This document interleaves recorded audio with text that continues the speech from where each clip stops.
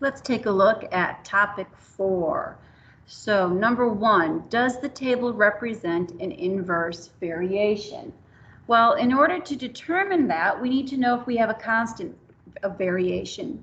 We find that constant of variation by multiplying x times y, and if we have a constant of variation, we will get the same answer every time. So let's go ahead and give it a try. X times y. So that'd be 2 times 40 is 80. 4 times 20 is 80. 5 times 16, 80. And 8 times 10 is 80.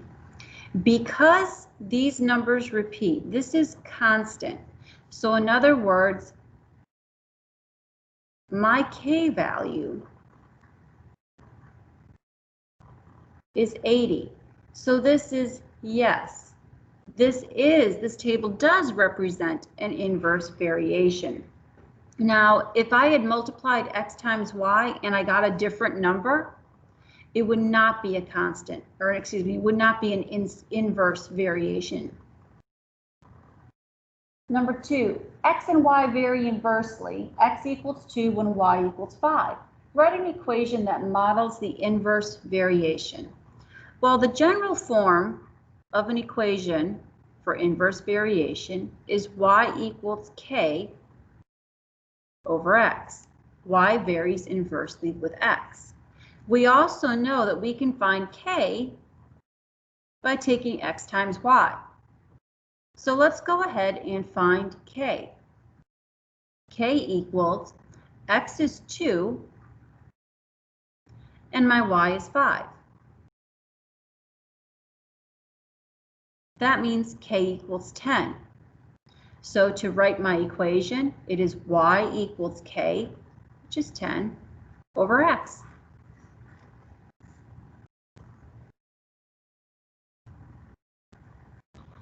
Number 3, we're going to tackle a few review questions within this one problem. So here is the reciprocal function, and we already have our transformations are visible. I have my h value is a positive 5, so this is a shift right 5. My k value is 1, so that means my graph is going up 1. My parent function is going up 1. And I have a vertical stretch of 3. Let's break this down.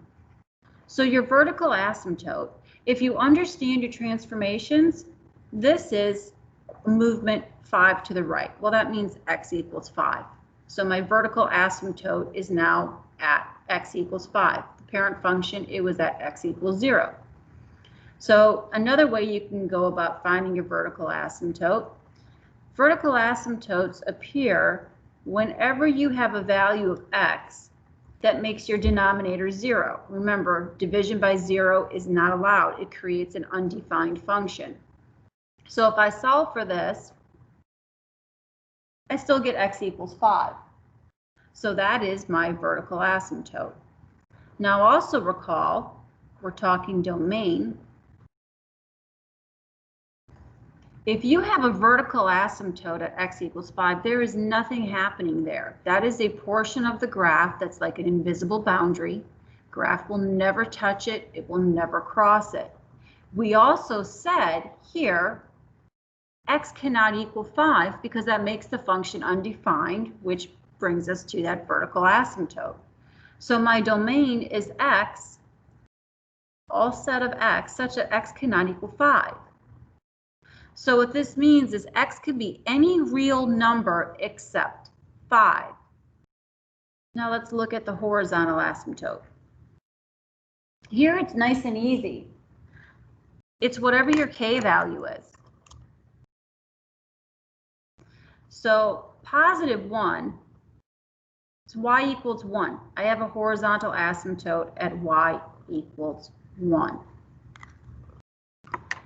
And now again, let's think about the range. So the range involves the y values. Well, if I have a horizontal asymptote at y equals 1, again, that's that invisible line, that boundary. The graph never touches it, never crosses it.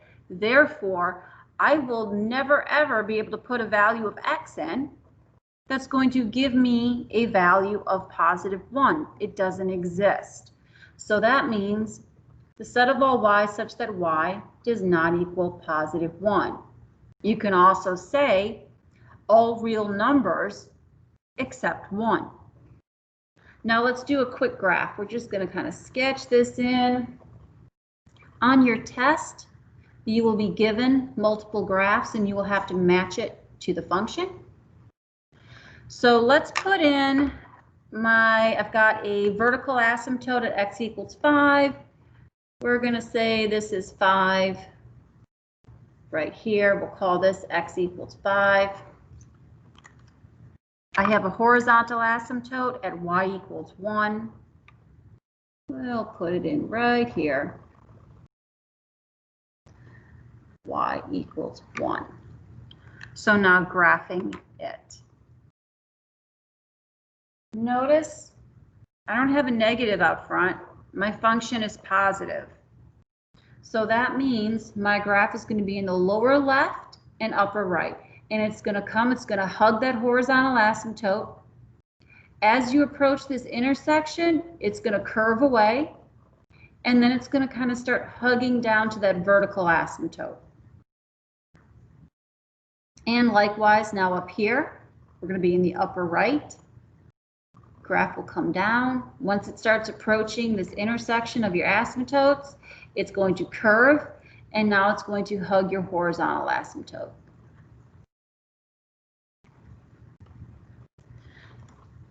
If you had a negative in front of this function, your graph would just be flipped.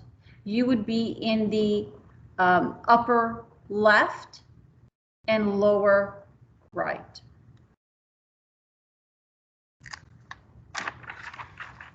Let's find some horizontal asymptotes. And this is going to come from your notes. This is from 4.2 notes. If you remember, we took notes on the 3 different cases.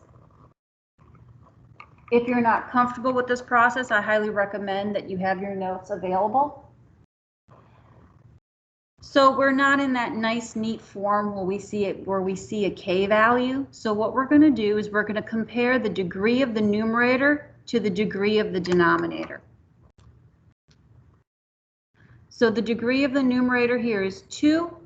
The degree of the denominator is 2. So they are equal to each other.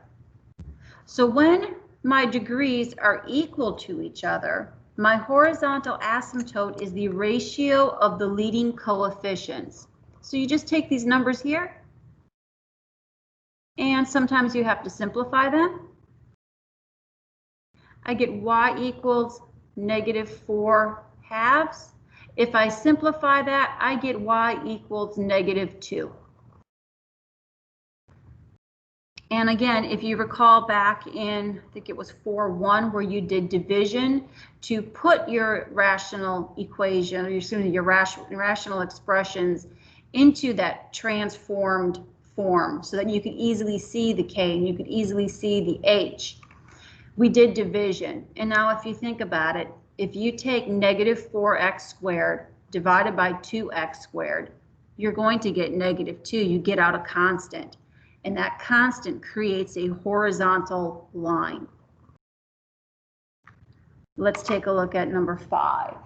Let's compare the degrees. So I have a degree of 3, and I'm comparing in the numerator. Now the degree in my denominator is 1. You don't see it, but it's there. So think about what inequality you would put in here. Well, that would be greater than. So if the degree of your numerator is greater than the degree of your denominator, you have no horizontal asymptote. And now let's explore this a little bit. And again, go back to thinking about division. So again, I'm just going to ignore these numbers. Let's just look at the leading terms. If I take x and divide it into x³,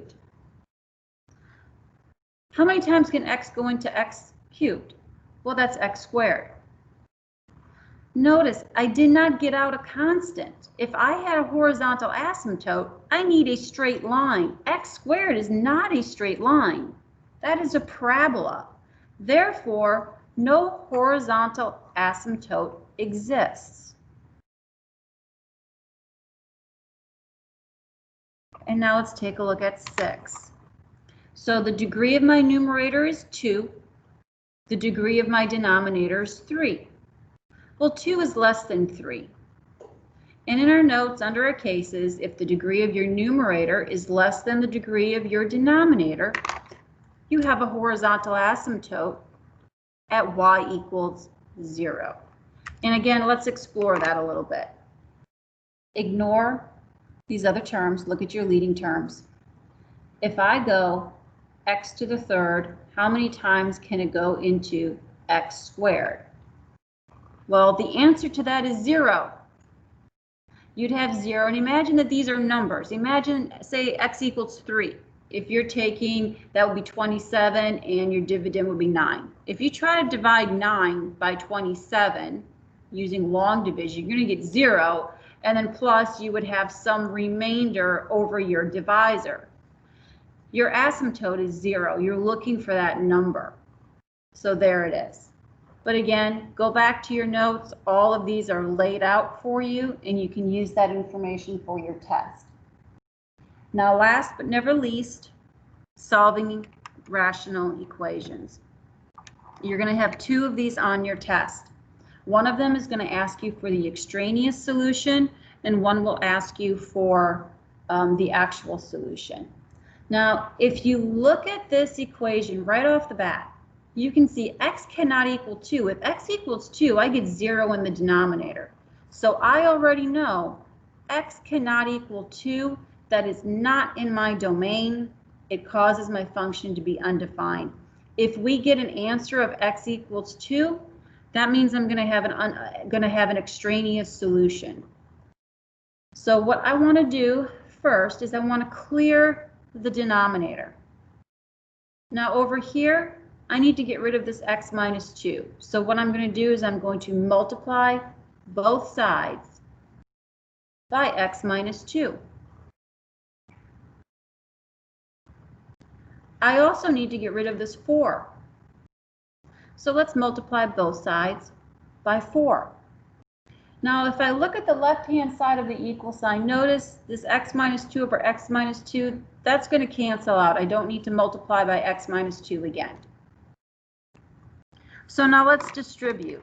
I'm going to break this down really step by step. So I'm going to have 4 times 2 times x minus 2 all over x minus 2 equals, now let's distribute the 4 times the quantity x minus 2. 4 times x times the x minus 2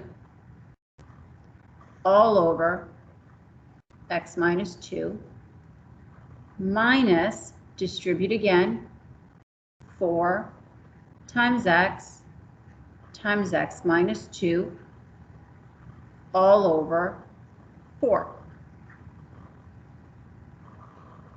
And now let's see what we can reduce out.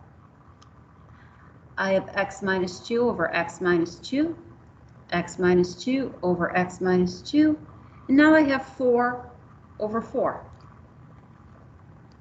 And let's clean it up. I have 4 times 2, well, that equals 8, equals 4 times x, that's 4x. And now x times x minus 2. So x times x, hold on, I gotta remember my subtraction. Let's rewrite this like this. And then we'll clean it up again. I want to be careful not to make a sign error. So I have 8 equals 4x. Negative x times x is a negative x squared. Negative x times negative 2 is a positive 2x. Let's combine like terms. 8 equals negative x squared. 4x plus 2x is 6x. Now, I know I've got a quadratic, and so I want to set this equal to 0 to solve, but I don't want a negative in front of the x squared term. So what I'm going to do is I'm just going to move these terms over to the left of the equal sign. I will add x squared, and I will subtract 6x from both sides. And that will give me x squared minus 6x plus 8 equals 0. And now let's factor. I'm going to drop my x's in. I have a leading coefficient of 1. My c value is positive. Signs have to be the same. Middle tells me that they're both subtraction. Two numbers, when I multiply them, I get 8, and I add them, I get negative 6. It's going to be a negative 4 and a negative 2. Use your zero product property, set each factor equal to 0 to solve. And I get x equals 4 and x equals 2. So now notice, we already said at the beginning, x cannot equal 2 because it's going to make our function undefined. So x equals 2 is an extraneous solution. X equals 4, that is my solution.